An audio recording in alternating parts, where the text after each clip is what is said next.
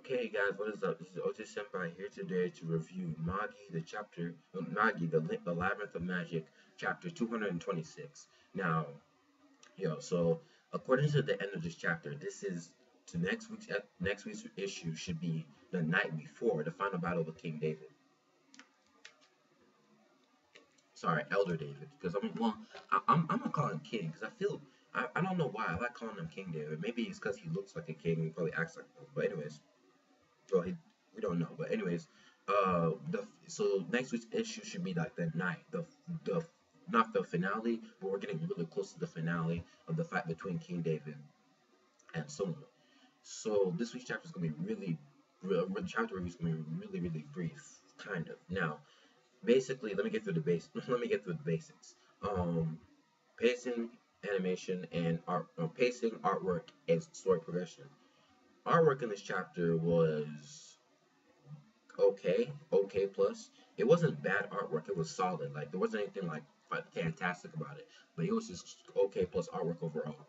When it comes to the pacing, yeah, of course, is actually kind of it's getting a little bit faster, so but it's still kind of slow. So I'm gonna give that a good rating of good. And story progression, well, the story progression I'm gonna have to give it a good plus because next week's issue is the night before Elder David's actual fight between him and Solomon. And so the story progression I gotta give like at least a good plus. Now let's get into the actual chapter itself. Um, Basically, this is just pretty much it's the chapter that starts off Solomon's path into becoming a king, and we'll finalizing the details pretty much. And it pretty much just explains how Solomon at this point realizes how despite the fact that he wanted equality between the entire resistance, pretty much the entire world, it's a problem because there are revolts coming here and there, and everyone's calling out for Solomon to become a king because it's like, yo, I mean, this equality thing is not working out to its best degree. We need to do something about this. And a lot of the magicians that are on Solomon's side is like, Solomon, please become a king. Please follow us. Please let us follow you, please. And Solomon realizes that, okay, technically speaking, you guys do need a ruler because this equality thing isn't working out. One side says, oh, Elila wanted this, and one side says, oh, Elila wanted that. The humans roll over the centaurs roll over this, and then that and that. And so basically, this is a way to stop the revolts, at least, yeah, for the most part, because it shows that, there's a ruler ruling over all of this, and this shows order and stability. Now, of course, we already know that despite the fact that Solomon does become king of the entire world one day, that doesn't necessarily mean it's going to be a good thing. We already know Alma was pretty much destroyed at some point. So it is interesting to see, Solomon at this point becoming a king, becoming into what he didn't really want in the first place. And there was also another thing about Arba because Arba, like she was telling her friends, oh, Solomon didn't want to become an arrogant person like his father. Solomon never said he didn't want to become a king. He just didn't want to become like a really bad person, kind of like Elder David was. So this was okay to Solomon. However, we see in this chapter he still wants his closest friends and or Sheba to refer to him as Solomon, as like an actual equal, because those are his friends. And we do see a little bit of a flashback scene here and there of the whole meeting, well, a conversation between Solomon and Sheba.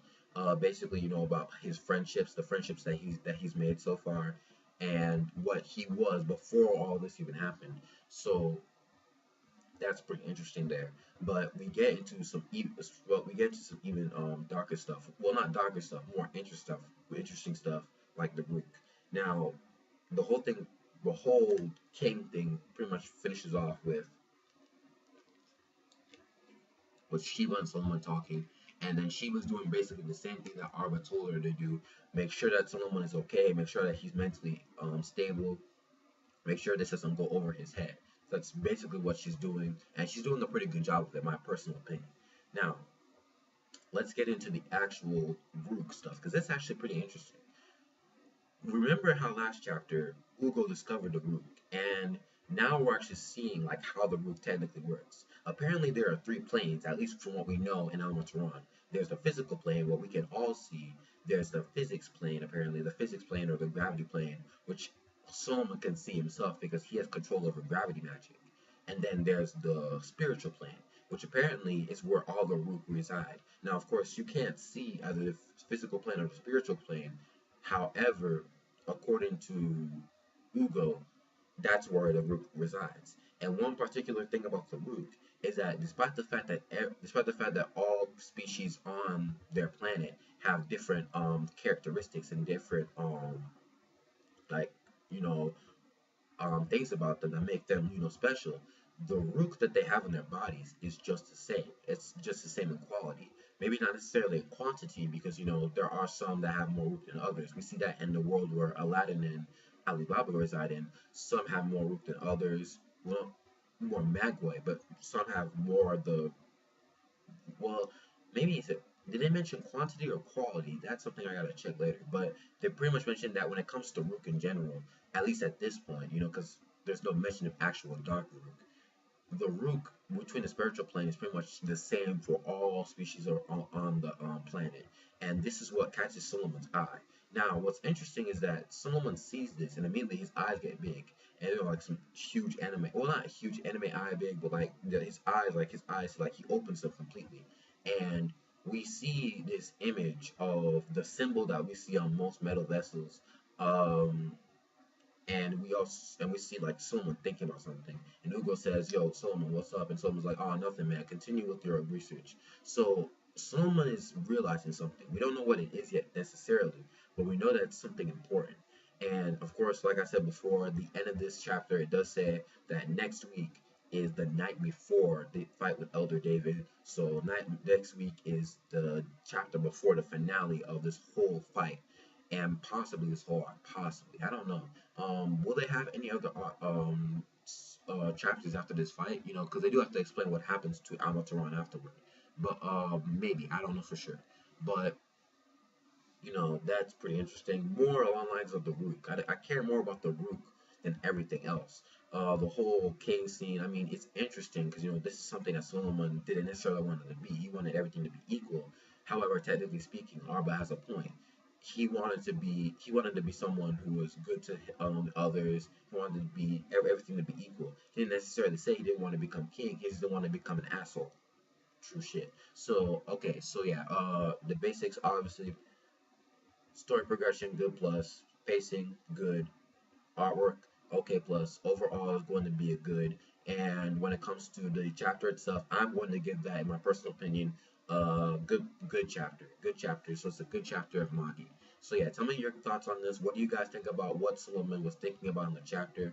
What do you guys think about the Rook in general? Do you think there's more to it? And yeah, like the video if you like it, dislike it if you don't. Rate, comment, and subscribe. And I'll see you guys later. I'm Magi Senpai, and I'm out. Peace, guys.